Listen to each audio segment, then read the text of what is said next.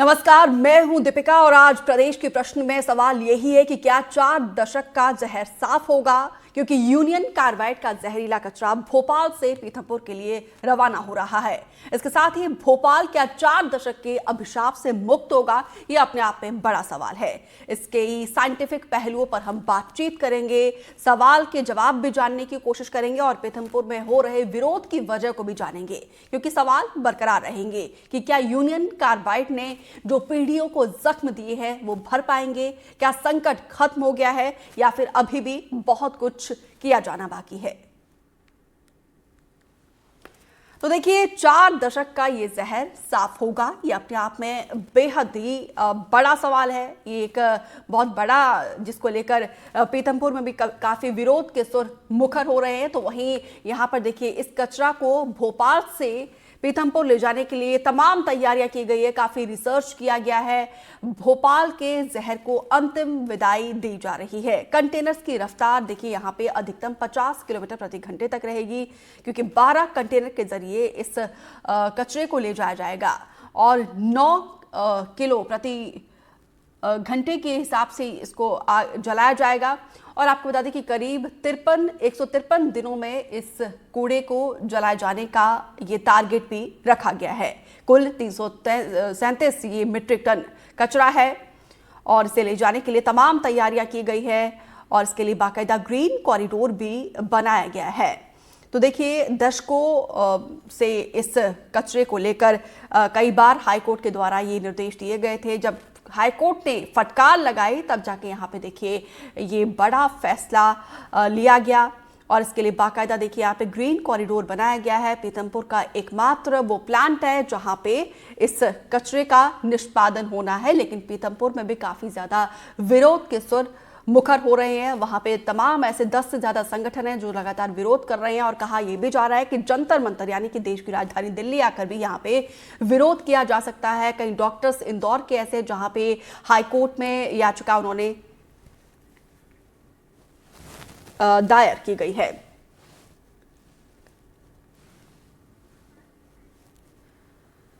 तो इस पर बातचीत करने के लिए खास मेहमानों का पैनल हमारे साथ जुड़ चुका है और कुछ मेहमान हमारे साथ थोड़ी देर में कनेक्ट होंगे। फिलहाल गौतम कोठारी सामाजिक कार्यकर्ता हमारे साथ जुड़े हुए हैं और साथ ही रचना ढींगरा एक्टिविस्ट है और कुछ मेहमान बाद में जुड़ेंगे, डॉक्टर अंकित कुमार।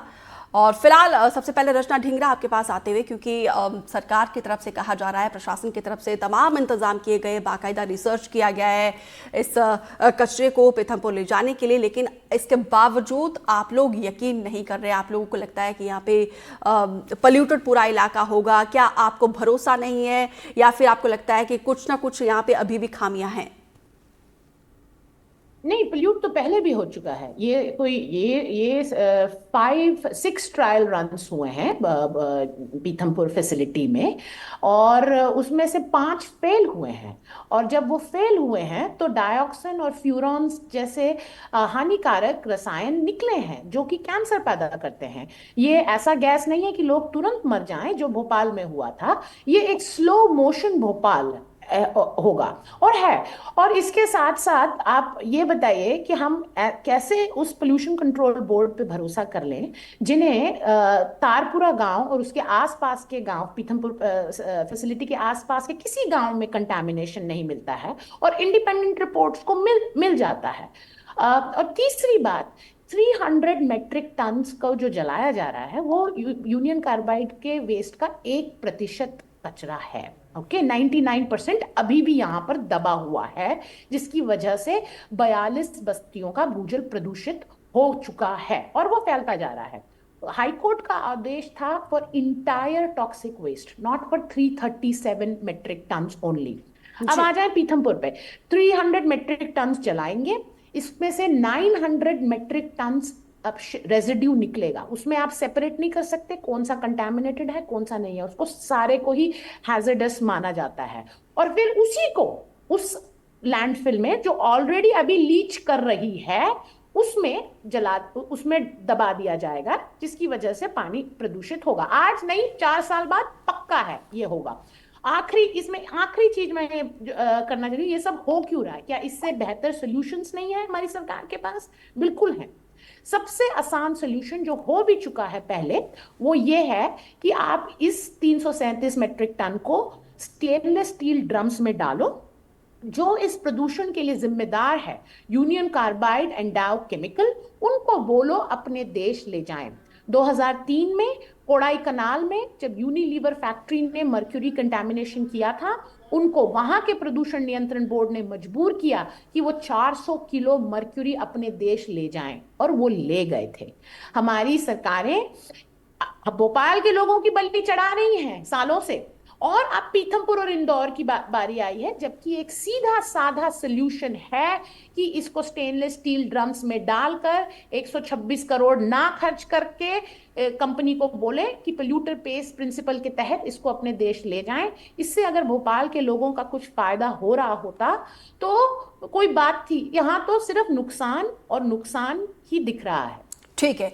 गौतम कोठारी जी, यहाँ पे आपने रचना ढींगरा को सुना, उन्होंने कहा कि एक सीधा सिंपल सा सल्यूशन उसको अपने देश, कचरा को अपने देश ले जाकर उसको निष्पादन करने का माना जा रहा है। लेकिन हमने भोपाल में भी इसके रेप्लिकेशंस देखे हैं, किस तरीके से इसके दुष्परिणाम धीरे धीरे सामने आने लगे हैं। क्या ऐसी आशंका पीथमपुर में भी है? हालांकि जो 2015 का जब 10 टन यहाँ पे कचरे का निष्पादन किया गया था, वहां पे तमाम संगठन कहते हैं कि आसपास की जमीन जो है पूरी तरीके से बंजर हो गई है, लोगों को दिक्कत परेशानी हो रही है। इसमें मैं सबसे पहले ये बताना चाहूंगा कि मैं रामकी को वर्ष 2005 से, जब से वो स्थापित हुई है तब से जान रहा हूं। हमारी जो पीथमपुर ऑटो क्लस्टर कंपनी है जिसको हमने प्रमोट किया था, उसी कंपनी ने रामकी को ये जगह उपलब्ध कराई थी, और वो बीओटी पे यहाँ पर वेस्ट डिस्पोजल साइट चला रहे हैं। 2010 में चोरी छुपके से जब इंदौर में कर्फ्यू था, 33 टन लाइम स्लज पीथमपुर भेजा गया और उसको सीमेंट के ब्लॉक के रूप में वहां दफनाया गया। ये बात मेरी जानकारी में तब आई जब एक पार्लियामेंट्री कमेटी वहां आई थी और आगे का प्रोसेस देखना था उन्हें। उस समय भी मैं उनके साथ था, और जब उसके बाद मैंने पड़ताल करी तो उसमें बहुत सारी खामियां थी, इसमें कोई दो मत नहीं है। और 2012 में हमने इसका जम के विरोध किया। एकमात्र हमारी संस्था लोक मैत्री ने इसका जमकर विरोध किया। शिवराज सिंह जी से मिले, पहले वो नानुकुर करते रहे, लेकिन बाद में उनने माना कि ये खतरा हो सकता है। बाद में जयराम रमेश भी पीथमपुर आए और उनने पूरी फैक्ट्री घूमी, पूरी प्रोसेस को देखा, समझा, हमसे बात की, और उसके बाद में उनने निर्णय ले लिया था कि यहाँ ये कचरा नहीं जलेगा। 2015 में कुछ ऐसी परिस्थितियां बनी कि सुप्रीम कोर्ट ने ये आदेश कर दिया कि एक सिमिलर कचरा 10 टन साउथ से लेकर आया जाए और उसको जलाकर देखा जाए। इसके बाद जब वो सक्सेसफुली जल गया, उसमें किसी प्रकार की कोई खामी नहीं पाई गई, तब फिर से इस यूनियन कार्बाइड के 10 टन कचरे को जलाया गया।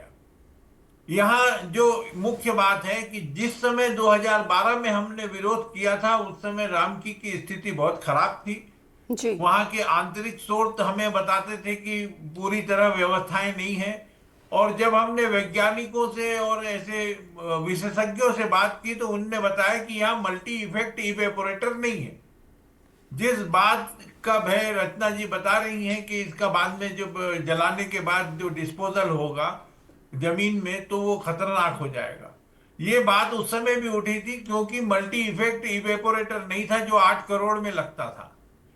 इसके बाद रामकी ने मल्टी इफेक्ट इवेपोरेटर लगा दिया, और लगाने के बाद उनने ये जो एक्सपेरिमेंट किया वो एक्सपेरिमेंट सफल भी रहा। अब यहाँ ये महत्वपूर्ण है कि क्या स्थिति बनेगी। 2500 किलो के किलन में सिर्फ 90 किलो प्रति घंटा ये कचरा जलाया जाएगा, यानी 2500 किलो के सामने में उसका 30वां अंश प्रति घंटे जलेगा। दूसरा वो स्क्रबर में जाकर के पानी में घुलेगा और उसका लीचेट बनेगा। बिल्कुल देखना होगा वो उसके बाहर बाद नहीं किस तरीके आएगा। से रिजल्ट आते हैं। हालांकि प्रशासन का कहना है कि उन्होंने प्रॉपर इसके लिए रिसर्च किया है। हमारे साथ डॉक्टर अंकित कुमार सिन्हा भी जुड़े हुए हैं। डॉक्टर अंकित, हमें ज्वाइन करने के लिए बहुत बहुत धन्यवाद आपका। सबसे पहला सवाल यही है, जब ऐसे खतरनाक कचरे को, जहरीले कचरे को जलाया जाता है तो उसके बाद क्या दिक्कत परेशानी आती है? क्या कोई अनुवांशिक बीमारी हो, इसका भी डर बना रहता है? या फिर जिस तरीके से भोपाल में हमने देखा है कि आने वाली पीढ़ियों पर भी उसके दुष्परिणाम हमने देखे थे, क्या ऐसा कोई खतरा और डर यहां पर भी हम देख सकते हैं?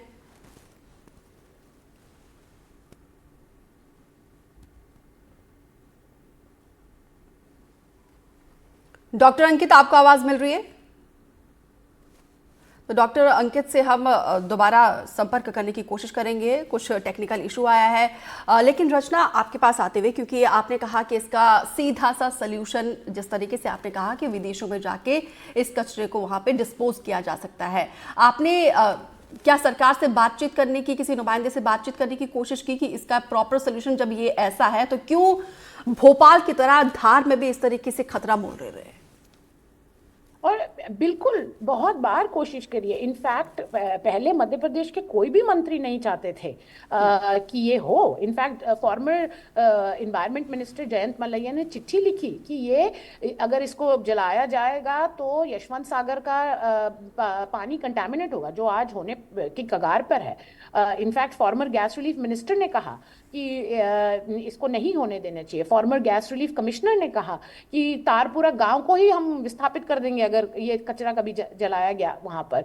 तो बहुत, और आप बताइए ये सिर्फ इसीलिए हो रहा है 40 साल बाद तो सिर्फ 1% कचरे की के निष्पादन की बात आई है, जबकि यहाँ पर सरकारी आंकड़ा है 1.1 मिलियन टन का जहरीला कचरा पड़ा है यहाँ पर।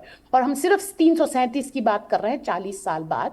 हम बस इतना कह रहे हैं कि सरकार को बिल्कुल मालूम है। जर्मनी की कंपनी इसको ले जा रही थी 22 करोड़ में, हम ले रहे हैं 126 करोड़ टैक्स पेयर्स का पैसा।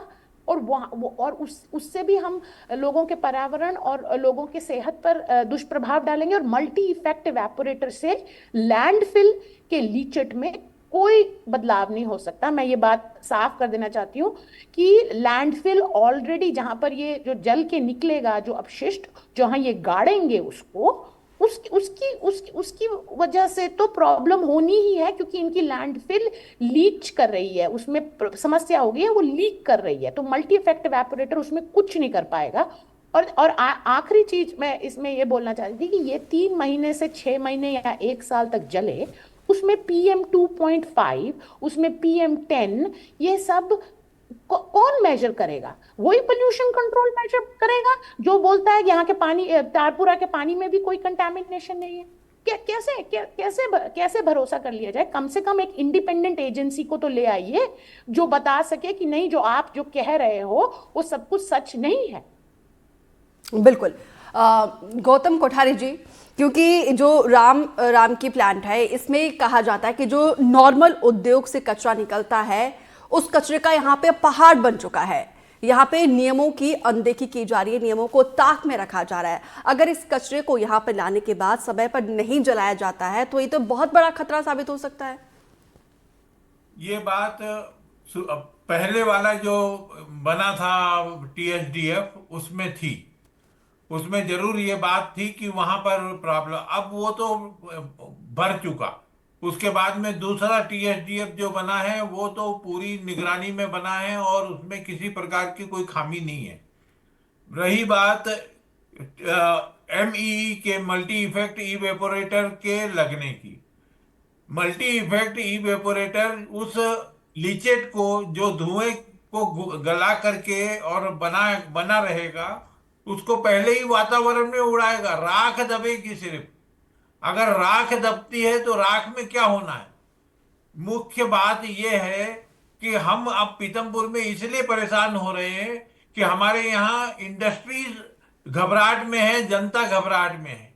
और मुझे तो ये लगता है कहीं घबराहट से ज्यादा नुकसान ना हो जाए, क्योंकि हमारी फैक्ट्रियों में मजदूर बोलने लग गए कि उनके घर से बुलावा आ रहा है कि आप पीतमपुर छोड़ के बिल्कुल आ जाओ बिल्कुल जब गौतम तक जी, ये देखिए कचरा ये जो जलता है। पैनिक अटैक होता है इसके हमने बहुत सारे दुष्परिणाम कोरोना के संकट काल में देखा है।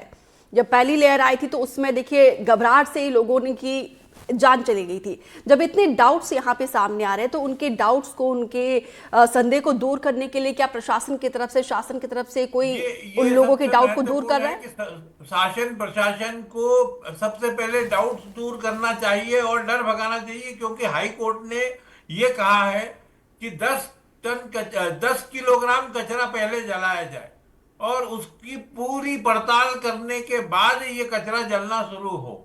तो जब 10 किलो कचरा जलाने के बाद में पूरी पड़ताल होगी तो निश्चित रूप से बहुत दूध का दूध और पानी का पानी हो जाएगा। और हमारा कहना है कि अभी से लोगों को डराने की क्या जरूरत है, अवेयरनेस लाइए। और ये कचरा एक दिन में जलने वाला नहीं है।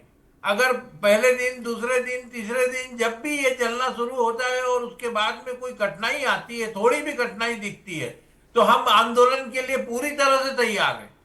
हम खुद जो हम पीतमपुर के इंडस्ट्रीज एसोसिएशन है वो भी आंदोलन के लिए तैयार है। हम ये देखना चाह रहे हैं कि कोई खतरा है या नहीं। सिर्फ ठीक है। ये कह करके सुप्रीम कोर्ट के आदेश की अवहेलना करना, अवमानना करना, ये हमारा उद्देश्य नहीं है। हम तो सिंपल ये चाह रहे हैं कि अगर थोड़ी भी कठिनाई आती है तो एक बड़ा आंदोलन पीतमपुर में हम खुद खड़ा करेंगे, ठीक है। लेकिन उसके पहले डर का माहौल बनाना ये उचित नहीं है। ठीक है। रचना ढींगरा जी, क्योंकि कहा यह जाता है कि भोपाल में गैस राहत के नाम पर बहुत बड़े लेवल पर करप्शन हुआ है, क्या आपको लगता है कि यहाँ पे वेस्ट मैनेजमेंट के नाम पर भी कुछ ऐसी धांधली हुई है? बिल्कुल। आप बताइए, जर्मनी इसी वेस्ट को 21 करोड़ में लेके जा रहा था। कहाँ? 7,000 किलोमीटर दूर, हैम्बर्ग में। और ट्रांसपोर्ट भी कर रहा था और जलाने भी वाला था इंसिनरेटर में। उनका क्लोज लूप इंसिनरेटर है। और यहाँ पर मतलब I don't think, maybe Kothari ji बेहतर बता पाए, पर आई डोंट थिंक पूरे देश में कोई कोई इंसिनरेटर है जो इतना रेट लेता है। ये तो मुझे पता है। मतलब इनका आई थिंक 1 किलो का बनने का कुछ 3,000 रुपए है, 1 किलो को जलाने के लिए। और ये सब क्यों करने की जरूरत है जब हमारे पास दो चीजें इसमें, हमारे पास इजियर सोल्यूशन है इसके लिए कि हम पोल्यूटर को जिम्मेदार ठहराएं और उससे करवाएं ये, और इसकी मिसाल है पहले से। और वो कुछ नहीं, उस लेवल पे कुछ भी नहीं हो रहा है। यूनियन कार्बाइड और डाव केमिकल, ये तो उनको सबसे ज्यादा फायदा है। वो चाहते हैं ये हो, वो चाहते हैं कि सरकार उनका उनका सब कर दे। इसीलिए तो ये सब हो रहा है। वो बस ये बोलते रहे कि हमारा इस देश के अदालत का कोई अधिकार नहीं है हम पे, और हम दूसरी तरफ हमारी सरकार उन दोनों कंपनियों को यहाँ पर पूंजी निवेश करने दे और वो अपनी जिम्मेदारी से हट जाए और सरकार उनकी सारी जिम्मेदारी ले ले। ये सिर्फ भोपाल और पीथमपुर का मामला नहीं है दीपिका जी, इससे पूरे देश पे एक मिसाल बिल्कुल बनती है कि आप लोगों को मार सकते हो, प्रदूषण फैला बिल्कुल। सकते हो, कुछ डॉलर देकर उनको चुप करा सकते हो, फिर नाम बदल कर ठीक है। किसी देश में आकर ये कर सकते हो। ठीक है रचना जी, मैं लौटूंगी आपके पास। आकाश द्विवेदी हमारे साथ जुड़े हुए हैं, हमारे सहयोगी, क्योंकि लगातार ऐसी बहुत सारी खबरें इस कचरा को लेकर आकाश जो है ग्राउंड जीरो से हमें लोगों तक पहुंचाते रहे हैं। आकाश ये बताइए जरा, इस वेस्ट कचरे को ले जाने के लिए अभी तक क्या तैयारी की गई है? क्या ग्रीन कॉरिडोर पूरी तरीके से बन चुका है? क्या जानकारी इस पूरे मामले को लेकर? देखिए, तैयारी पूरी हो चुकी है और इस वक्त जहां हम मौजूद हैं वो यूनियन कार्बाइड फैक्ट्री के बाहर का क्षेत्र है। मैं एक बार तस्वीरें दिखाना चाहता हूं। यहाँ बड़ी संख्या में पुलिस बल तैनात है, अंदर कारगेट भेज दिया गया है और किसी भी वक्त भोपाल से जो जहरीला कचरा है अंदर 337 मीट्रिक टन, उसे पीथमपुर के लिए रवाना किया जाएगा। ग्रीन कॉरिडोर जैसे ही गाड़ियां बाहर निकलेंगी, क्योंकि भोपाल से फिर अलर्ट हो जाएगा, इसके बाद जो जिले पड़ेंगे उन जिलों में सभी पुलिस कर्मियों को और जिला प्रशासन को सूचित किया जाएगा और उसी अनुसार यहाँ के पूरे कचरे को पीथमपुर तक सुरक्षित तरीके से भेजे जाने का दावा गैस राहत विभाग कर रहा है। और अंदर की भी तस्वीरें मैं आपको दिखाने की कोशिश करता हूं। ये यूनियन कार्बाइड फैक्ट्री के बाहर की तस्वीर है। आप देखेंगे कि यहाँ पर बड़ी संख्या में जो पुलिस बल है वो तैनात है और फैक्ट्री के भीतर अभी कुछ देर पहले ही जो जिले के तमाम बड़े अफसर हैं वो पहुंचे। इसके साथ ही जिस कारकेड से जो कारकेड इन कंटेनर्स को सुरक्षा देगी, यानी कि जो इन्हें पायलट के रूप में जाएंगी, उन्हें भी अंदर भेज दिया गया है। एसडीएम, इसके अलावा इस जोन के जो तमाम बड़े पुलिस के अफसर हैं, गैस राहत विभाग के और पीसीबी के अफसर भी पहुंच चुके हैं, क्योंकि बीते 2 दिनों से कचरे को भरा जाना था, जो प्रक्रिया पूरी हो चुकी है और अब से कुछ देर बाद ही यहां से कचरे को रवाना किया जाएगा। ये 337 मीट्रिक टन यहाँ का पूरा कचरा नहीं है, ये बहुत ध्यान देने वाली बात है। हाईकोर्ट ने जो निर्देश दिए उन निर्देश के पालन में महज 337 मीट्रिक टन यानी कि कुल कचरे का कुछ हिस्सा ही यहां से पीथमपुर के लिए भेजा जाना है। और गैस राहत विभाग ये दावा कर रहा है कि जो कचरे का निष्पादन है वो पूरी तरह से जो वैज्ञानिक पद्धति है उसके अनुसार ही किया जाएगा और वैज्ञानिक प्रक्रिया का पालन किया जाएगा। पीथमपुर में जो लोग प्रदर्शन कर रहे हैं वो भ्रम का शिकार हो रहे हैं, ऐसे में उन्हें इस बात पर ध्यान देने की जरूरत नहीं है, क्योंकि पूरी सेफ प्रक्रिया है, ऐसा गैस राहत विभाग दावा कर रहा है। ये तस्वीरें आप देख सकते हैं, यहाँ से कचरा निकलेगा। बिल्कुल आकाश, तस्वीरों के जरिए हम दर्शकों तक ये बताने की कोशिश कर रहे हैं कि किस तरीके से पुलिस यहाँ पे पूरी तरीके से मोर्चा संभाले हुए है। मैं लौटूंगी आकाश, इसी बीच एक बड़ी खबर से दर्शकों को अपडेट कराते हैं, जहाँ पे देखिए यूनियन कार्बाइड फैक्ट्री की सुरक्षा बढ़ा दी गई है और फैक्ट्री के भीतर पुलिस की टीम और कारकेट को भेजा गया और कुछ ही देर में फैक्ट्री से कचरा पीथमपुर भेजा जाएगा। बड़ी संख्या में पुलिस फोर्स को यहाँ पे तैनात किया गया है और 250 किलोमीटर का ग्रीन कॉरिडोर जो है बनकर पूरी तरीके से तैयार हुआ है और इसी कॉरिडोर से कचरा को पीथमपुर ले जाया जाएगा। तो कुल मिलाकर यहाँ पर देखिए पुलिस पूरी तरीके से मुस्तैद है और पुलिस की तरफ से तमाम कोशिश की जा रही है, क्योंकि बड़ी चुनौती यहाँ पे पुलिस प्रशासन के लिए भी बनी रहती है जब ऐसा सेंसिटिव इशू होता है। और इसके लिए देखिए पुलिस ने पूरी तरीके से मोर्चा संभाला है, सुरक्षा को यहाँ पे बढ़ा दी गई है। यूनियन कार्बाइड फैक्ट्री के बाहर देखिए किस तरीके से सुरक्षा को बढ़ा दी गई है, चप्पे चप्पे पर पुलिस फोर्स तैनात है। बस कुछ ही देर में कचरा जो है पीथमपुर भेजा जाएगा। तो पूरी सावधानी बरती जा रही है, बाकायदा रिसर्च किया गया है और टीम लगातार बनी हुई है ग्राउंड जीरो पर और हर एक जानकारी सबसे पहले हम आप तक भी पहुंचाने की कोशिश करेंगे। और इसी बीच देखिए हमारे साथ डॉक्टर अंकित कुमार सिन्हा भी जुड़े हैं। डॉक्टर अंकित, हमें ज्वाइन करने के लिए आपका बहुत बहुत थैंक यू, क्योंकि देखिए थोड़ी देर में इस कचरे को ग्रीन कॉरिडोर से भोपाल से निकालकर जो है पीथमपुर ले जाया जाएगा। जब ऐसे जहरीले कचरे को जलाया जाएगा तो उस वक्त उसके रेप्लिकेशन किस तरीके से होता है, किस तरीके से लोगों को सावधानी बरतनी चाहिए और क्या कोई आनुवंशिक बीमारी हो इसका भी कहीं ना कहीं खतरा बना हुआ है, ऐसा कुछ लगता है आपको? नमस्कार सर। तो जैसा कि मैं बता रहा था कि ये जो कचरा जलाया जाएगा वो काफी कंट्रोल इन्वायरमेंट में जलाया जाएगा। जब भी हम कंट्रोल इन्वायरमेंट में जलाते हैं तो बहुत ज्यादा नुकसान नहीं होना है, बट जिस तरह से ये जो इसके कचरे के जलाने से जो धुआं निकलता है उससे हमें डेफिनेटली सांस की प्रॉब्लम का बढ़ने का खतरा रहता है। दूसरा, ये जो कचरा जहाँ रहता है वो जमीन में जब रिसता हुआ जमीन के अंदर फैलता है तो वो चीजें जो है उसमें कुछ रेडिएशन का है, उसमें कुछ म्यूटेशंस हो सकते हैं खाने वाले पदार्थों में और उसका खतरा जरूर बना रहता है। तो मेरा तो यही मानना है कि जो सरकार ये कर रही होगी तो उसमें कम से कम इस चीजों का ध्यान रख के ही किया जा रहा होगा ताकि ये सारी जो प्रॉब्लम्स हैं वो कम से कम ही हो। क्योंकि हमारे पास समय कम है, एक सवाल ये भी है क्योंकि लोगों में वहां पे काफी पैनिक सिचुएशन क्रिएट हुई है, लोगों को किस तरीके से सावधानी बरतनी चाहिए? लोगों को यही बताया जाएगा कि अगर आसपास का एरिया में जो भी है लोग रह रहे हैं उन रहने के वाले एरियाओं को अपना जितना है मास्क का उपयोग ज्यादा से ज्यादा करें और हम लोग जितना भी ये जो कर रहे हैं खान पान का है उसका जो है जहां जहां से हम खान पान ले रहे हैं वो कितना प्रभावित एरिया है, सरकार इसका परीक्षण कराए और लोगों को जो जमीन है उसकी वो जांच वो करते रहे कि इस एरिया में कोई भी चीजें जो हमें खाने की चीजें उसमें कोई म्यूटेशन तो नहीं मिल रही हैं। ये सब चीजों का ध्यान रखना बहुत जरूरी होगा। बिल्कुल, क्योंकि समय हमारे पास इतना ही है। डॉक्टर अंकित, हमें हमारे साथ जुड़ने के लिए बहुत बहुत थैंक यू और रचना जी हमें भी समय देने के लिए आपका एक बार फिर से बहुत बहुत धन्यवाद और साथ ही यहाँ पे गौतम कोठारी जी आपका भी बहुत बहुत थैंक यू और आकाश जानकारी देने के लिए आपका बहुत बहुत शुक्रिया। तो इस खास बुलेटिन में मेरे साथ इतना ही, फिलहाल मुझे दीजिए इजाजत, नमस्कार।